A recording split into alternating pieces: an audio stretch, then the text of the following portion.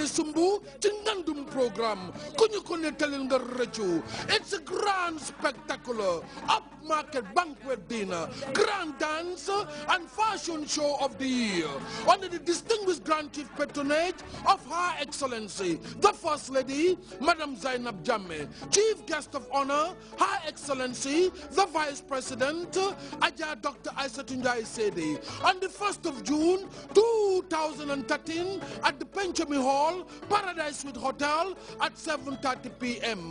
Lii di guddi yi ànd ak ndaanaan yi ci biir mbalax mi namoon ko yàkkamti woon ko ñépp di ko sentu Fatou Guewel dama ne lépp lu bees the king of Kora, the queen of Manding Sambu Suso ndaw guddi bu kenn des platinum $40,000 gold $30,000 silver $20,000 individual $1,000 support a worthy noble cause. Gambia suñu réew. Welcome back. Over 100 countries, mainly EU member states, have pledged an amount of 3.2 billion euros to Mali after President Dioncounda Traoré succeeded in convincing international donors of his plan to relaunch Mali in 2 years' time. But as we hear in the CFI report, organizing a free and transparent election in Mali is a precondition for unlocking some of the funds in some quarters. Dioncounda Traoré's triumphant smile says it all. He has made his point. His plan to relaunch Mali within 2 years has convinced international donors gathered in Brussels. He'll walk away with more money than he expected. I would have been happy with 1.6 billion, but today we have passed the 3 billion euro mark. Therefore, we can say that this conference was a huge success. More than 3 billion euros pledged by 100 countries and institutions. The main contributors are the European Union, the World Bank and the Islamic Development Bank. France is set to donate 280 million euros, but to unblock the funds, certain conditions must be met. For example, a presidential election must be held in Mali before the end of July. Paris also wants a guarantee of good management to avoid corruption. There must be a guarantee of transparency and good governance. Each euro spent on developing Mali must be efficiently used. The next challenge for the Malian authorities will be to organise a presidential election across the whole country without exception. But the sticking point is that Kidal is still under the control of rebel Tuaregs from the MNLA group, with the approval of the French army. According to this MP in the north of Mali, no election can go ahead without restoring a civilian government supported by the Malian military. If the administration returns to Kidal, if the governor returns, and the police, naturally the security forces will have to come back and protect the population, and the administration, and to assure the security of the elections. It is out of the question for us to go to an election without Kidal.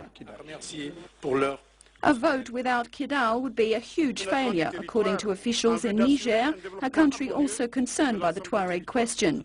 With only a month and a half to go, Niamey has called on Paris to push for negotiations with rebels in a bid to unblock the situation. The Turkish Prime Minister Recep Tayyip Erdogan is meeting U.S. President Barack Obama in Washington. The Prime Minister is set to press the White House to arm the Syrian opposition.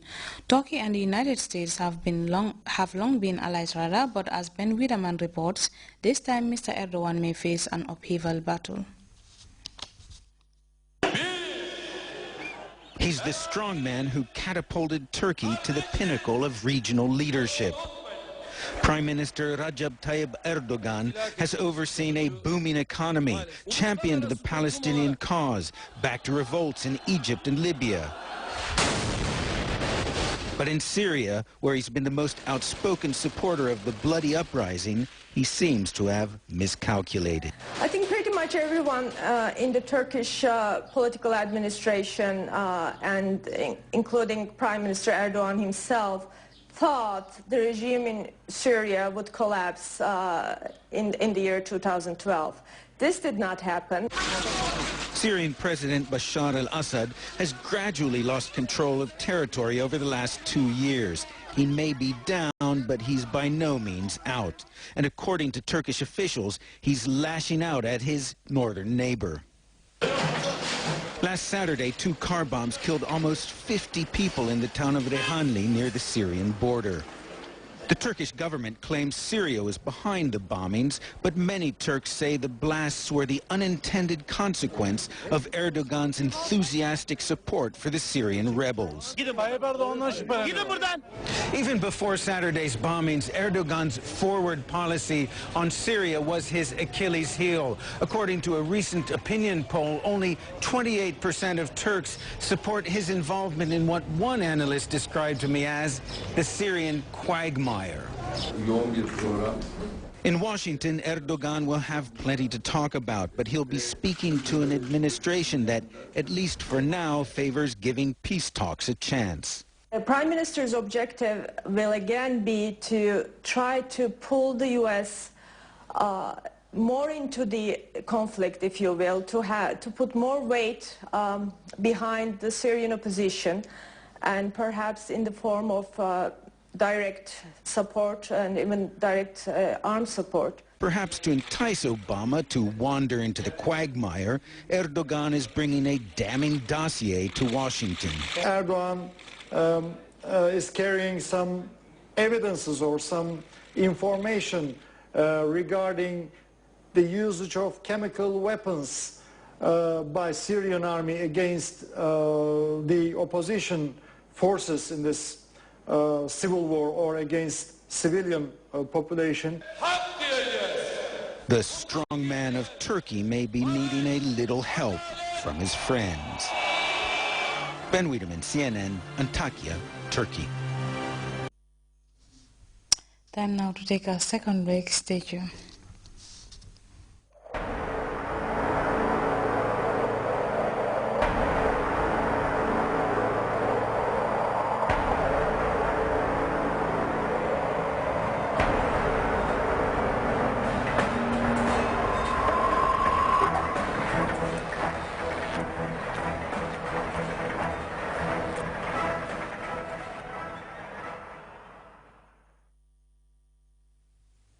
We now turn our attention to the weather report by the Central Forecast Office.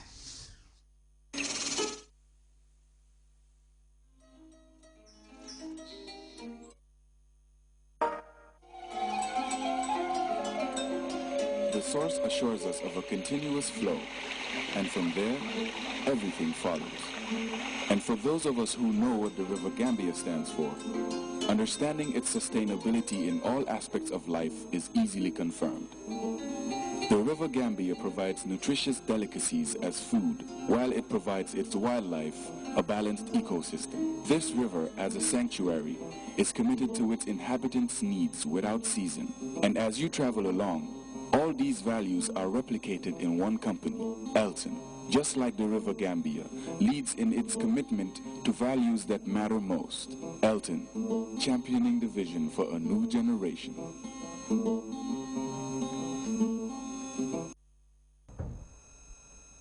Good evening, viewers. Welcome to the weather segment. We experienced slight dust haze during the early hours of the morning and a warm and sunny afternoon. The satellite picture indicates convective activities over eastern Mali, Gulf of Guinea states, the central and spots over part of the eastern continent. Elsewhere indicates stable conditions. For the forecast tonight, we'll be expecting a relatively cool and partly cloudy atmosphere to prevail over the entire country, whilst tomorrow morning, we'll be expecting cool and variably cloudy conditions to prevail, becoming warm particularly in the afternoon. The wind will be expecting northwesterlies over the West Coast region, whilst southwesterlies over the inland areas. They will be between 10 to 20 kilometers per hour. Morning temperatures will vary between 20 and 25 degrees Celsius across the country, whilst afternoon temperatures will vary between 30 and 39 degrees Celsius. For the low tide, we'll be expecting 0.6 meters at 8:16 a.m. and also 0.6 meters at 9:15 p.m. For the high tide, we'll be expecting 1.3 meters at 2:21 p.m. and 1.5 meters at 2:42 a.m. Waves will vary between 1 to 2 meters, slight to moderate southeasterly swells. The sun will rise at 6:37.